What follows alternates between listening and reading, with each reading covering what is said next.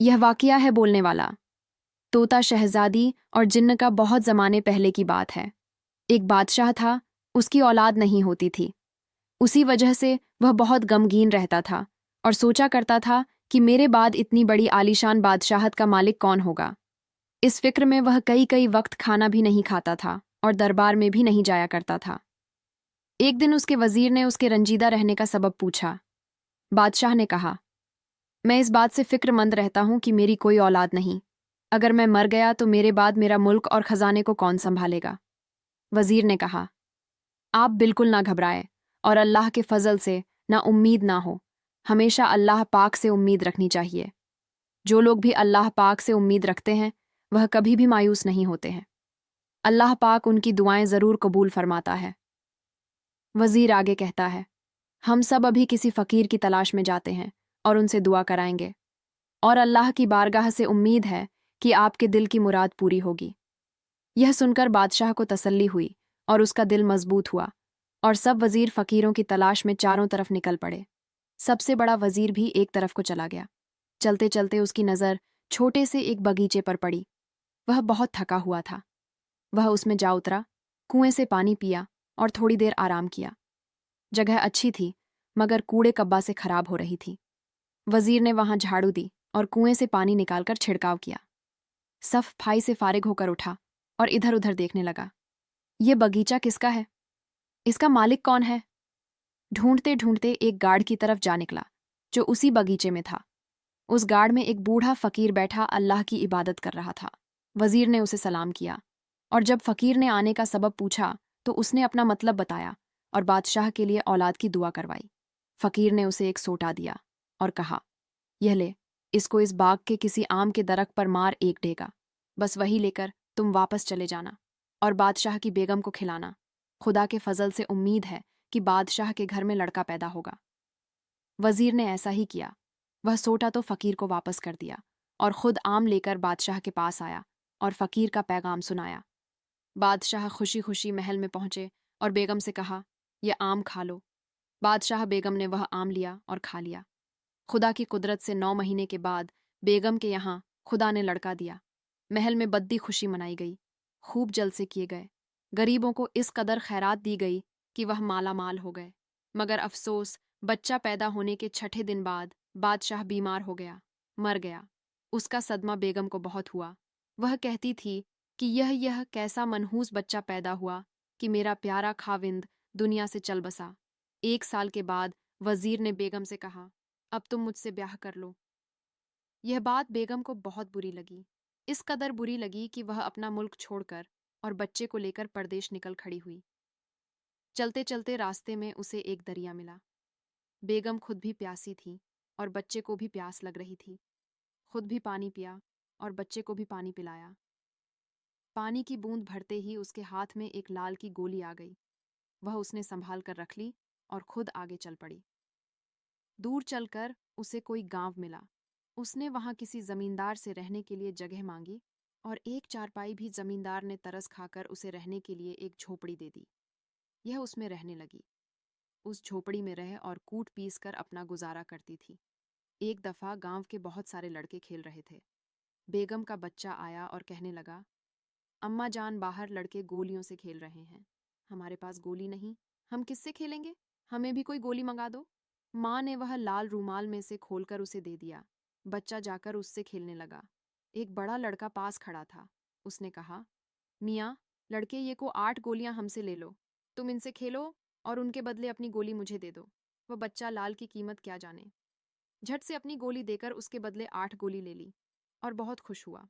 वह बड़ा लड़का लाल लेकर बादशाह के पास गया और बादशाह ने वह लाल बहुत से रुपए देकर उससे खरीद लिया। उस बादशाह की एक इकलौती और बड़ी प्यारी सी लाडली बेटी थी। बादशाह ने वह लाल उसे दे दिया। शहजादी ने उस लाल को रेशों में पिरो करर पहन लिया और बाग में अपनी सहेलियों के पास पहुंची। सहेलियां देखकर कहने लगीं, वाह, एक ही तो लाल है। हम तो जब जाने तुम उसके साथ के साथ लाल और मंगाकर पहनो। शहजादी को इस बात से बहुत रंज हुआ। वह बाग से वापस आकर मुंह बनाकर लेट गई। उसकी आया ने उसकी माँ से कहा, आज शहजादी कुछ उदास हो रही है। माँ दौड़ी हुई बेटी के पास आई और कहा, बेटी, तुम क्यों उदास हो? तुम्हें किसी ने कुछ कहा हो तो बताओ, मैं उसकी जुबान निकलवा दूं, या किसी ने मारा है तो उसके हाथ कटवा दूं। अगर किसी ने तुम्हें सताया तो उसे जान से मरवा दूं। बोलो बेटी, क्या बात है? शहज़द ने माँ से कहा। अम्मा, जो बात है आपसे कहूंगी, आप उसे पूरा ना कर सकेंगी, इसलिए ना पूछे तो बेहतर है। माँ ने जबरदस्ती की कि नहीं, मैं जरूर पूरा करूंगी। तब शहजादी ने माँ से कहा, जैसा एक लाल मेरे पास है, इस जैसे 7 लाल और मंगा दो। मैं तब खाना खाऊंगी और तभी पानी पीऊंगी। माँ ने कहा, ये कौन सी बड़ी बात है? तुम हाथ मुंह धोकर खाना खाओ पियो, मैं तुम्हें ये लाल जरूर मंगा दूंगी। माँ ने उससे ये वादा करके बादशाह के पास है, कहलवान और मंगा दो, उनके ना होने से हमारी शहजादी बहुत गमगीन है। बादशाह ने फौरन ही उस लड़के को बुलाया और उससे कहा, उस लाल जैसे 7 लाल हमें और ला दो, 15 दिन की मोहलत देते हैं। वह लड़का बेचारा डरा सहमा हुआ वापस आया और बादशाह के उस लड़के को बुलाया और कहा, मियाँ लड़के, अगर तुम्हारे पास इसी तरह की गोली और हो तो इसी जैसी हमें 7 गोलियां और ला दो। शहजादा अपनी माँ के पास पास वापस आया और कहने लगा, अम्मा, इसी के जैसे और गोलियां मुझे दे दो। माँ ने कहा, बेटा, मेरे पास और तो कोई गोली नहीं है। माँ की बात सुनकर बादशाह का लड़का उस लड़के के पास पहुंचा। मेरी अम्मा ने वह लाल एक दरिया से निकाला था, तुम भी जाकर निकाल लाओ। उस बड़े लड़के ने जवाब दिया, मियाँ, तुम भी हमारे साथ चलो, हम दोनों ढूंढेंगे। बादशाह के लड़के ने यह बात मंजूर कर ली और वह दोनों दरिया पर जा पहुंचे। देखा तो इत्तेफाक से उसी तरह के रंग ढंग वाले 7 लाल और बहे चले आ रहे थे। बड़े लड़के ने कहा, लो, बस हमारा काम तो बन गया, अब चलो वापस चले। लेकिन शहजादे ने कहा, भाई, चलो इस दरिया में गोता मारकर मालूम करें कि यह लाल कहाँ से आ रहे हैं। बड़े लड़के ने बहुत समझाया कि ना जाओ, मगर शहजादा नहीं माना। वह तो एक बहादुर बादशाह का बेटा था, बिल्कुल निडर होकर दरिया में चला गया। मजबूर होकर बड़ा लड़का भी उसके साथ ही दरिया में कूद पड़ा। शहजादा और वह लड़का दोनों दरिया के तह में नीचे पहुंचे जाकर क्या देखते हैं कि खूबसूरत औरत का सर ठेके पर कटा हुआ रखा है और उसके सर से जो खून की बूंदें गिरती हैं वह दरिया में जाकर लाल बन जाते हैं। यह देखकर वह दोनों बहुत हैरान हुए। कितनी देर तक खुदा की कुदरत का तमाशा देखते रहे। थोड़ी देर बाद बहुत जोर की आंधी आई और अजीब शोरगुल होने लगा। बड़ा लड़का तो डरकर जिस रास्ते से आया था वापस चला गया। शहजादे को इल्म व नजूम भी आता था। वह मक्खी बनकर छत पर कटे उस सर का बाकी हिस्सा यानी धड़ रखा था, उसकी निवाद में घुसकर छुप गया। थोड़ी देर बाद क्या देखता है कि एक बहुत ही बड़ा देव आया। उसने क्या किया कि उस औरत का सर लेकर धड़ पर लगाया और सिरहाने की छड़ी मारी। उससे वह औरत जिंदा हो गई और कलमा पढ़ते हुए उठ बैठी। जिन्न कहने लगा, मानस गम यानी आदमी की बू आ रही है। जरूर आज कोई आदमी इस बाग में आया है। औरत बोली, तुम बेवकूफ हुए हो क्या? 20 साल हो गए, तुम मेरे माँ बाप से मुझे छुड़ा कर लाए हो। मैं जब से किसी आदम जात को नहीं देखा, देखना तो दूर की बात है, मैंने किसी इंसान की आवाज़ तक नहीं सुनी। ये तुम क्या बातें कर रहे हो? जिन्न बोला, जरूर कोई आदमी है, मैं कभी नहीं मानूंगा, जरूर यहाँ कोई आदमी है। वह औरत बोली, तुम्हें तो आज मालूम नहीं क्या हो गया है। अगर तुम्हें यकीन नहीं है तो जाकर सारा बाग देख डालो। जिन्न ने ऐसा ही किया और जब वह थक हार कर वापस आया तो कहने लगा, अच्छा, अब तुम खाना खाओ। जब औरत को खाना खिलाकर वापस चला गया और उसी तरह उसका सर तलवार से काटक छींके पर रख गया। लड़का जो मक्खी बना हुआ था, औरत को जिंदा करने की तरकीब अब देख चुका था। जिन्न के चले जाने के बाद वह बाहर निकला। उसी तरह उसने औरत का सर जोड़ा और सिरहाने पांडी की छड़ियां बदल डाली। सर जुद्ध ही औरत उठ बैठी और बोली, ए खुदा के बंदे, तू यहाँ क्यों आया है और क्यों अपनी जान गंवाने के पीछे पड़ा है? ये जिन्न तुझे हर खस जिंदा नहीं छोड़ेगा। जा बाबा, चला जा। लड़के ने उससे इस कैद के हवाले से कुछ पूछना चाहा।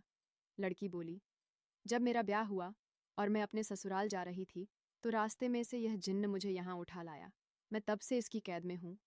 लड़का बोला, तुम क्यों मुझे चले जाने को कह रहे हो? मैं तुम्हें यहाँ छोड़कर हरगिज नहीं जाऊँगा। वह औरत कहने लगी, तुम मुझे किस तरह ले जाओगे? ये जिन्न तो मुझे हरगिज नहीं छोड़ेगा। शहजादे ने जवाब दिया, अब कि जिन्न आए तो तुम उससे यह पूछना कि, अच्छे मियाँ, अगर खुदा ना करें तू मर गया तो मैं सारी उम्र यूं ही गर्दन कटी पड़ी रहूंगी और मेरी उम्र बर्बाद होगी। तुम यह बताओ कि तुम्हारी जान किस चीज़ में है। जब वह बताएगा तो मैं उसके बताए हुए पते पर जाकर उसकी जान निकाल लूंगा। उस औरत ने कहा, अच्छा। इतने में फिर उसी तरह की आंधी आई और बड़ी बड़ी हैबतनाक डरावनी आवाजें आने लगीं। उस लड़के ने जल्दी से औरत का सर आई कि वह दरक हिलने और बड़े जोर से झूमने लगा। यह जल्दी जल्दी ताड़ के ऊपर चला। वहां पहुंचकर उस तोते को जल्दी से पकड़कर उसकी टांगें चीर डाली। तोते का मरना था कि उस जिन्न की मोटी और लंबी लाश वहां आ पड़ी। उसने जिन्न के कान काटे, उसकी नाक भी काटकर रुमाल में बांध ली और फिर वापस चल पड़ा। वापसी पर वह ना दरिया था, न वो इतना लंबा जंगल। वह जल्द ही वापस आ गया और उस औरत से कहने लगा, लो, अब चलो। अब तो जरूर तुम्हें मेरे साथ चलना होगा। औरत ने कहा, मुझे तो यकीन नहीं आता कि तुम उसे मार आए हो।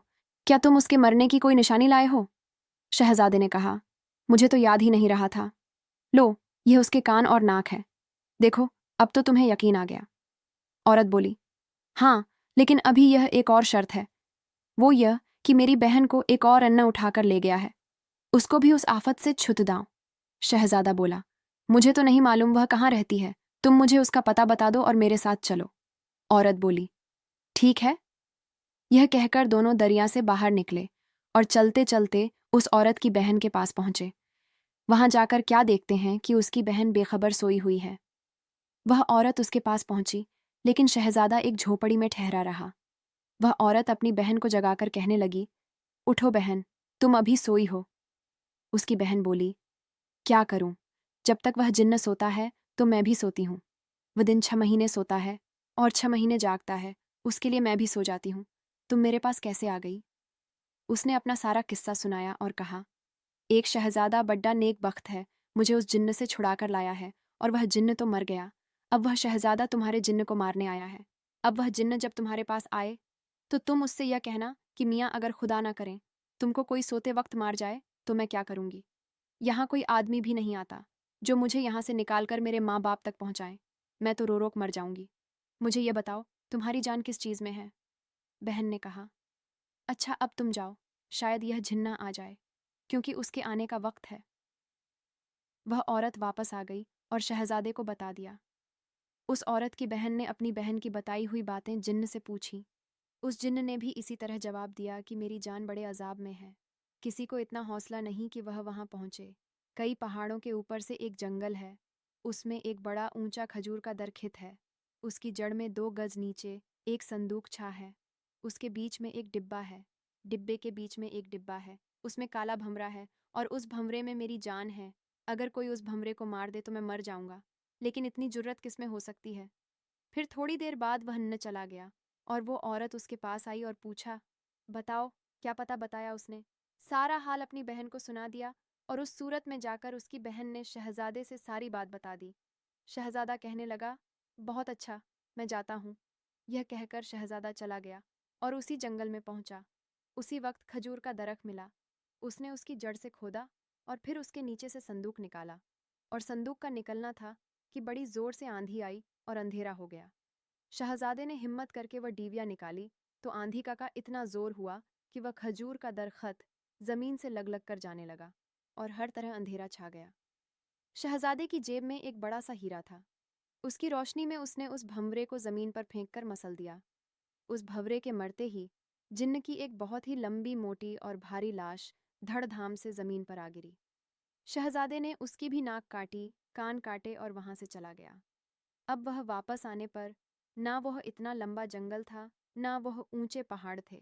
वो जल्द ही उस औरत के पास जा पहुंचा। वहां से उन दोनों को लेकर अपनी माँ के पास आया। वह लाल उस बड़े लड़के के हाथ बादशाह को भेजे। बादशाह ने वो लाल महल में अपनी बेटी के पास पहुंचा दिए।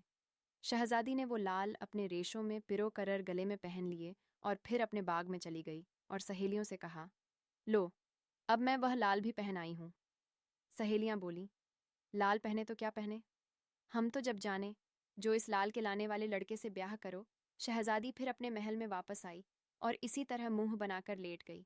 न खाना खाया, न पानी पिया। उसकी देखभाल करने वाली अम्मा बेगम के पास गई और कहने लगी, बादशाह बेगम, शहजादी उसी दिन की तरह फिर उदास है, आप चलकर उनको तसल्ली दें। बादशाह बेगम आई और अपनी बेटी से बोली, मेरी जान प्यारी बेटी, तुम क्यों उदास हो? अगर किसी ने मारा हो तो उसके हाथ कटवा दूं, अगर किसी ने कुछ कहा हो तो उसकी जान निकलवा दूं। कुछ तो बताओ। शहजादी ने अपनी माँ से कहा, अम्मा जान, मैं जो कुछ कहूंगी आप उसको हरगिज पूरा नहीं कर सकेंगी, माँ ने कहा। नहीं, मैं ज़रूर पूरा करूंगी, शहजादी बोली। तो अम्मा, जो आदमी यह लाल लाया है उससे मेरी शादी हो जाए, मैं जब भी कुछ खाऊंगी और जब भी पानी पीऊंगी। अम्मा ने कहा, बेटा यह कौन सी बड़ी बात है, मैं अभी 101 दिन में तेरी शादी कर दूंगी। ये कहकर बेटी के पास से वापस आई और बादशाह को कहलवान लाया था। उससे शहजादी शादी करना चाहती है। बादशाह ने बड़े लड़के को बुलाया और पूछा, यह लाल तूने किससे लिया था? उसने कहा, हमारे घर के करीब एक औरत अपने लड़के समेत रहती है, उसके लड़के से मैंने यह लाल लिया था। बादशाह ने कहा, अच्छा उसको बुलाओ। वह लड़का गया और शहजादे को बुला लाया और बादशाह के हुजूर में हाजिर करके कहा, यह लड़का है जिससे मैंने वह लाल लिया था। बादशाह ने उसकी जात पूछी। लड़का बोला, जनाब, जो हुजूर की जात वह मेरी जात, मेरा अब्बा फला मुल्क का बादशाह था। और उसी तरह अव्वल से आखिर तक सारा हाल बादशाह को कह सुनाया। जब बादशाह को यह मालूम हुआ कि यह भी किसी मुल्क का शहजादा है तो बादशाह बड़ा खुश हुआ और अपनी लड़के की शादी उससे कर दी। जब दोनों का ब्याह हो गया तो शहजादी फिर बाग में गई। अब उसकी सहेलियों ने कहा कि हाँ, अब तू बहुत अच्छी लगती हो। फिर दोनों मियाँ बीवी आराम से रहने लगे। शहजादे की माँ को भी महल में बुला लिया गया। बादशाह का कोई लड़का नहीं था, उसने अपना सारा मुल्क शहजादे को दे दिया। फिर वह शहजादा बादशाह बन गया और वह अपने शहजादी के साथ खुश व खुर्रम जिंदगी गुजारने लगा। उन दोनों औरतों के पते मालूम करके उन्हें अपने अपने घर पहुंचा दिया गया और वह भी हंसी खुशी जिंदगी बसर करने लगी। उस मुल्क का वजीर, जो कि आप बादशाह बन चुका था, जिसने मल्लिका से शादी करने के लिए कहा था, उसको जब पता चला कि मल्लिका और शहजादा फला मुल्क में है तो वह वहां पर आ पहुंचा और अपनी कोताही के लिए मल्लिका बेगम से माफ़ी मांगी। मल्लिका बेगम ने उसे माफ़ कर दिया और उन्होंने अपनी गलती भी तस्लीम की। उन्होंने कहा कि मुझे ऐसे महल छोड़कर नहीं आना चाहिए था, मैं रिश्ता इनकार भी कर सकती थी। उसके बाद मल्लिका बेगम ने वजीर को उस मुल्क को वजीर को ही दे दिया और सब हंसी खुशी रहने लगे।